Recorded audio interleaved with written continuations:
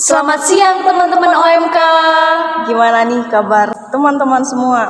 Semoga teman-teman selalu dalam keadaan yang sehat selalu dan tetap semangat untuk menjalani aktivitas sehari-harinya. Oke teman-teman, perkenalkan nama saya Santa Friska. Pada hari ini kita diberi kesempatan untuk bersharing pengalaman bersama mengenai pengalaman hidup kita sehari-hari, terutama tentang kasih. Nah, teman-teman muda, dalam kenyataan kehidupan kita sehari-hari, masih ada orang muda yang kurang memperhatikan kasih kepada sesama. Dan seringkali kita orang muda lebih mementingkan ego kita dan kesenangan pribadi kita daripada berkumpul bersama dengan orang lain. Nah, teman-teman, orang muda terkadang tidak memperhatikan satu sama lain, sehingga persaudaraan antar orang muda itu kurang terlihat nyata. Nah, mengenai hal tersebut, kita sebagai orang muda sebaiknya lebih memperhatikan sesama, terutama dalam hal kasih, baik itu perkataan maupun perbuatan. Teman-teman, di dalam Injil Yohanes bab 15 ayat 9 sampai 11, di situ dijelaskan bahwa Tuhan Yesus tidak hanya mengasihi, tetapi Dia juga sebagai Sang Kasih. Nah, dalam Dia Bapa menunjukkan perhatiannya kepada semua manusia tanpa membeda-bedakan. Bahkan orang yang berbuat jahat ataupun berbuat dosa itu tidak luput dari sentuhan kasih Bapa. Nah, teman-teman, dunia seringkali menawarkan kebahagiaan. Kebahagiaan tersebut hanya bersifat sementara dan berujung keburukan. Nah, hal kesenangan duniawi cenderung berpusat pada ego pribadi setiap manusia. Maka kebahagiaan seperti itu bukanlah solusi untuk kita sebagai umat Allah. Oke teman-teman, untuk itu melalui pertemuan hari ini kita diajak dan kita diutus Tuhan untuk memaknai kasih yang membawa sukacita dalam kehidupan kita sehari-hari. Dalam kasih yang kita lakukan itu pasti ada sukacita, dan sukacita itu akan menjadi penuh jika kita tinggal dalam cinta kasih Yesus dan Bapa. Bagi dunia yang sedang dibeli oleh individualisme, pewartaan Kristiani tentang cinta kasih menghadapi tantangan yang berat, tetapi sekaligus juga amat relevan. Teman-teman, kalau mau jujur, setiap manusia dalam lubuk hatinya pasti mendambakan cinta kasih dari Allah maupun sesamanya. Oke teman-teman, di samping saya ada Kak Stefani Devika. Nah, Kak Stefani ini yang akan membagikan pengalaman sehari-harinya mengenai kasih. Oke Kak Fani. Ya, gimana nih Kak Priska? Kita ini kan sedang mendalami makna tentang kasih ya. Iya. Aku mau tanya nih Kak Fani. Menurut Kak Fani, apa sih kasih itu? Kasih ya Kak ya. Kalau menurut saya, kasih itu ya perasaan yang dimiliki oleh setiap manusia. Jadi perasaan ini tuh akan timbul sendiri apabila manusia tersebut mempunyai rasa memiliki dan menyayangi. Jadi, kasih juga bisa dikatakan hubungan keterkaitan antara manusia tersebut dengan sesuatu. Dan kasih bisa bermakna luas, bukan hanya antara manusia dengan manusia, tetapi bisa juga antara Tuhan dengan manusia. Dan dengan adanya rasa kasih ini, membuat manusia mempunyai tujuan hidup yang akan diperjuangkan dalam kehidupan sehari-hari. Itu sih Kak, kalau menurut saya. Oke Kak Fani, aku penasaran nih Kak Fani. Tadi kan Kak Fani udah jelasin apa itu kasih ya. Aku penasaran, perbuatan kasih apa sih yang sering Kak Fani lakukan dalam kehidupan sehari-hari? Kalau perbuatan kasih ya yang pernah saya alami ataupun pengalaman yang pernah saya lakukan itu ya mengucapkan terima kasih kepada orang yang telah memberikan kita. Jadi ketika kita diberi makanan atau dibantu oleh teman kita ataupun orang lain, sebaiknya kita tuh berterima kasih gitu kepada orang tersebut. Kemudian kita juga bisa menerapkan perbuatan kasih itu kepada orang tua, seperti membantu memasak, membantu menyapu, terus kayak menghormati orang tua dalam kehidupan sehari-hari. Begitu sih Kak kalau pengalaman yang pernah saya lakukan tentang kasih. Oh iya, baik Kak Fani. Menarik ya Kak Fani, perbuatan kasih itu sangat sederhana gitu ya. Mengucap terima kasih itu pun juga merupakan perbuatan kasih. Betul. Ya. Tetapi ya kadang ya Kak Fani, kita sulit sekali terkadang mengucapkan terima kasih kepada orang-orang di sekitar kita ketika mungkin mereka sedang menolong kita. Terkadang ya, itu terkadang. Nah, lalu itu kan termasuk hambatan atau kesulitan ya Kak Fani. Nah, ketika Kak Fani berbuat kasih, hambatan atau kesulitan apa sih yang Kak Fani alami ketika berbuat kasih tersebut? Kalau hambatan ataupun kesulitan itu ya terjadi kepada orang yang dirinya itu merasa kurang percaya diri. Sehingga dirinya itu kayak, aduh aku tidak pantas untuk memberi, untuk menolong. Kemudian ada juga beberapa hambatan yang muncul, antaranya ada perasaan buruk, kemudian lingkungan yang kurang mendukung, takut ketika banyak orang yang minta bantuan, takut hanya disepelekan, saling mengeluh, kurang bersyukur, merasa dirinya sudah membantu orang lain dan merasa dirinya tidak mampu. Gitu sih Kak, kalau hambatan yang sering saya rasakan atau alami dalam berbuat kasih. Oh, lalu itu ya hambatan yang dialami Kak Fani. Iya. Lalu apa sih makna kasih itu dalam kehidupan sehari-hari Kak Fani? Oke, kalau makna kasih yang sesungguhnya itu ya bagaimana kita memberi yang terbaik untuk orang lain. Baik itu kan membahagiakan ya. Kita sebagai manusia itu diharapkan tidak merebut kebahagiaan orang lain dan berusaha semaksimal mungkin untuk membuka pintu hati demi sebuah kasih. Karena kasih adalah suatu perasaan, tetapi kasih itu beda dengan cinta. Kasih itu lebih bersifat rasa kepedulian terhadap orang lain ataupun sesama. Kalau menurut saya itu sih Kak, makna kasih dalam kehidupan sehari-hari. Oke, baik Kak Fani. Lalu selanjutnya itu kan tadi Kak Fani udah jelas ya makna kasih dalam kehidupan Kak Fani. Lalu aku penasaran lagi nih Kak Fani, bagaimana sih kasih itu diterapkan dalam kehidupan sehari-hari Kak Fani? Diterapkan ya.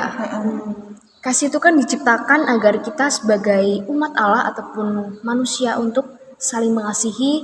Karena kasih kita akan selalu berbuat yang terbaik hubungan antara kita dengan Tuhan, manusia, alam, dan makhluk hidup. Jadi kasih itu dapat kita terapkan ketika diri kita sendiri mencintai Tuhan dengan cara mentaati perintahnya dan menjauh dari larangan kasih kepada orang tua yang berarti harus menjaga dan memberikan kasih kepada sesama kita. Gitu sih Kak kalau kasih yang dapat saya terapkan dalam kehidupan sehari-hari. Oke Kak Fani, menarik ya Kak Fani. Kak Fani, ini kan Iya. tadi di awal kita menyebut Injil Yohanes Ya bab benar. 15 ayat 9 sampai 11. Nah, menurut Kak Fani nih, apa sih hubungannya perikop kitab suci tersebut dengan hal kasih yang membawa sukacita? Oke Kak Priska, kalau aku bacakan terlebih dahulu gimana Kak bacaannya? Boleh Kak. Oke. Jadi bacaan tadi itu tentang Injil Yohanes bab 15 ayat 9 sampai 11 yaitu perintah supaya saling mengasihi. Seperti Bapa telah mengasihi aku, demikianlah juga aku telah mengasihi kamu. Tinggallah di dalam kasih-Ku itu. Jikalau kamu menuruti perintah-Ku, kamu akan tinggal di dalam kasih-Ku, seperti aku menuruti perintah Bapa-Ku dan tinggal di dalam kasih-Nya. Semuanya itu kukatakan kepadamu, supaya sukacitaku ada di dalam kamu dan sukacitamu menjadi penuh. Nah, setelah kita mendengarkan tadi yang saya barusan baca, apa sih hubungan kasih dengan perikop Injil Yohanes tersebut? Kalau menurut saya itu di ayat 9 dan 10 ya Kak Priska. Bahwa Yesus itu mengatakan tentang sukacita bersama Allah, bahwa setiap orang mempunyai harapan untuk hidup dalam sukacita.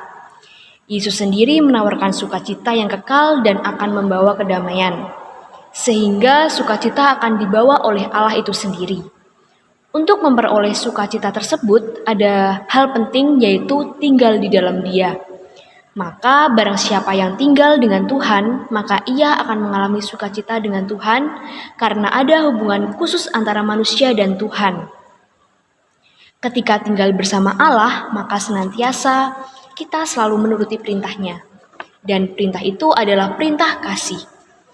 Setiap orang dapat mewujudkan dalam kehidupan yang menjadi kehendak Allah, yaitu bersatu dengan Allah.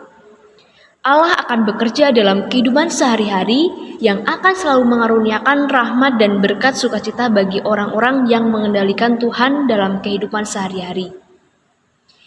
Yesus mengalami relasi yang sangat personal dan mendalam dengan Bapanya, bahwa ia sungguh merasakan kasih besar kepada Bapanya.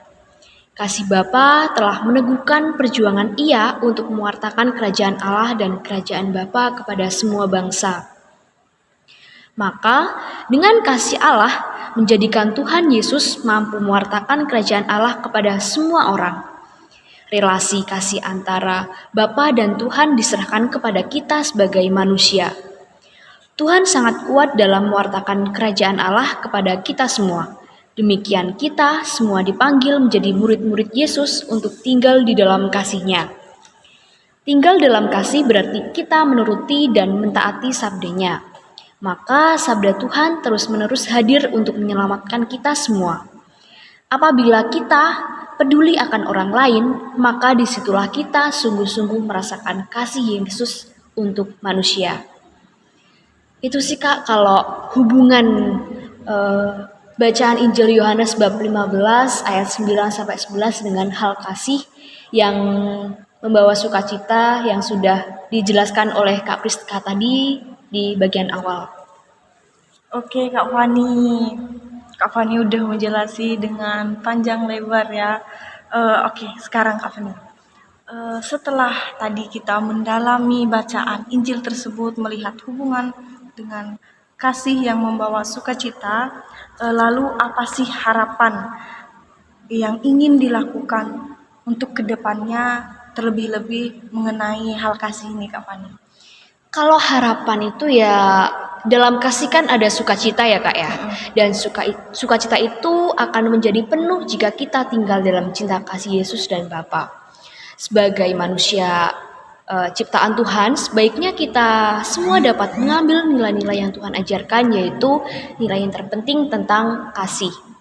Kita dapat menjalankan perutusan di dunia, yaitu saling membantu seperti kasih yang Tuhan telah ajarkan kepada kita.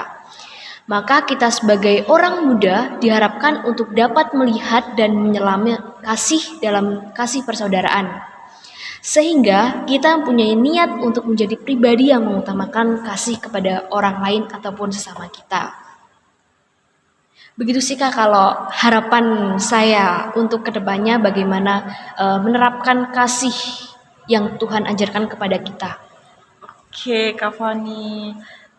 Kita diharapkan ini ya teman-teman untuk menyelami kasih dalam persaudaraan, dan kita harus bisa nih mengikuti perintah Tuhan, yaitu mengutamakan kasih terutama kepada orang lain sekalipun musuh kita. Ya benar.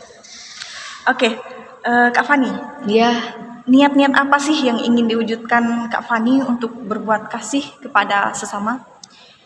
Niat yang ingin saya wujudkan itu ya berusaha membuka diri untuk orang lain dan keluar dari zona nyaman kita. Karena dengan kita membuka diri, maka kita akan sering berinteraksi atau berrelasi dengan orang lain. Sehingga kemungkinan ada keterkaitan dengan orang lain itu menjadi lebih dekat dan kayak seperti saudara sendiri. Setelah mempunyai relasi yang baik, maka kasih itu akan tumbuh dengan sendirinya dalam kehidupan sehari-hari.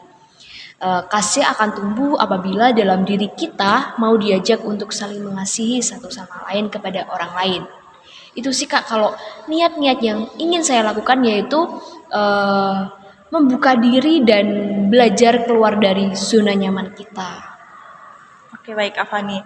Jadi niat-niat Kak Fani ini adalah terbuka dengan orang di sekitar, melihat orang-orang di sekitar dengan jika ada mungkin ya mereka membutuhkan pertolongan, jadi Kak Fani terbuka untuk menolongnya gitu ya Kak Iya. Fani. Lalu keluar dari zona nyaman. Terkadang ya tadi kan ada hambatan atau kesulitan ya Kak Fani dalam berbuat kasih tersebut. Lalu Kak Fani mau keluar dari zona nyaman tersebut, hadapi kesulitan tersebut dan jangan membuat itu membuat kita untuk tidak berbuat kasih ya Kak Fani. Oke teman-teman, itu kan niat Kak Fani tadi. Gimana menurut teman-teman? Setuju nggak sih dengan niat-niat Kak Fani tadi? Pastilah setuju. Iya, pasti setuju dong. Oke teman-teman, tadi kita sudah mendengarkan banyak sekali cerita dan pengalaman dari Kak Fani mengenai kasih. Semoga apa yang kita dengarkan tadi bisa meneguhkan dan menyadarkan kita terlebih-lebih untuk berbuat kasih seperti yang udah Tuhan perintahkan kepada kita. Dan semoga harapan dan juga niat-niat yang udah Kak Fani tadi sampaikan kepada kita boleh kita juga ikut terapkan dalam kehidupan sehari-hari kita dan itu bisa menjadi contoh bagi kita untuk melakukannya di kehidupan kita sehari-hari, terkhususnya kita sebagai orang muda ya Kak. Iya benar. Oke Kak Fani, terima kasih sudah berbagi pengalamannya. Iya sama-sama Kak Priska. Oke teman-teman, pembahasan kita mengenai kasih pada hari ini sudah cukup dan semoga sekali lagi kita bisa membagikan kasih kepada sesama di lingkungan kita sekitarnya. Oke teman-teman, terima kasih. Sampai jumpa. Bye-bye. Bye-bye.